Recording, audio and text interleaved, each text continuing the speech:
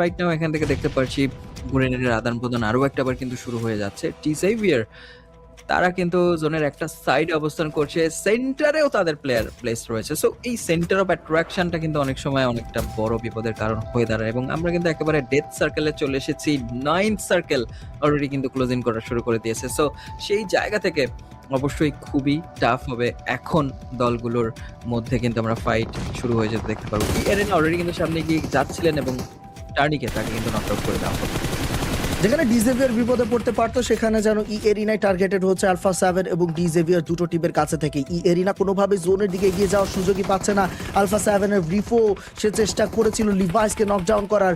রিভোর যে পজিশন রয়েছে সেখান থেকে যদি নকডাউনটা বের করতে পারে তাহলে কিন্তু চমৎকার কিছু একটা ঘটে যাবে। নেইটি এবং লিভাইস একদমই গার্ড করে যাচ্ছে আলফা 7 যাতে কোনোভাবে নিচের দিকে আসতে না পারে এবং এরিনাকে বাকি দুইজন গার্ড করছে। 2x2 স্প্লিট এটা মেনটেন করে যাচ্ছে যেহেতু তারা জানে তাদের দুই দিকে দুটো টিম অবস্থান করছে। মাফিওসো হাজ বিন টেকেন ডাউন, ফিনিশ হয়ে গেল।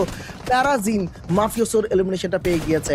অ্যাট দিস মোমেন্ট হয়ে গেল আর একটি নক। জোকার এনএনসি2 ডাউন হওয়ার পরে সাকুরা গিয়ে যাবেন। আলফা 7 এর প্লেয়ারও হয়েছে ডাউন। ডিজেভিয়ার কোনোভাবেই হাল ছাড়ছে না, তারা তাদের জায়গা থেকে দুর্ধর্ষ পারফর্ম করে যাচ্ছে। কারিলহো শেষ ভরসা তাদের টিমের জন্য। দেখার বিষয় কারিলহো করে উঠতে পারেন কিনা। লো এইচপিতে রয়েছেন, ফায়ার যেন তার উপর দিয়ে চলে যাচ্ছে, বাট লিভাইস ক্লোজিং করবেন এবং লিভাইস ক্লোজিং করে কারিলহোকে এলিমিনেট করে দিবে। এই এরিনা থেকে একজন প্লেয়ারই রয়েছে, এখন তাকে আটকানোর চেষ্টা করতে হবে। রয়েছে টার্নিকে কে করে দিল ডাউন এবং এরিনা এলিমিনেটেড। টিম ডিজেভিয়ার গট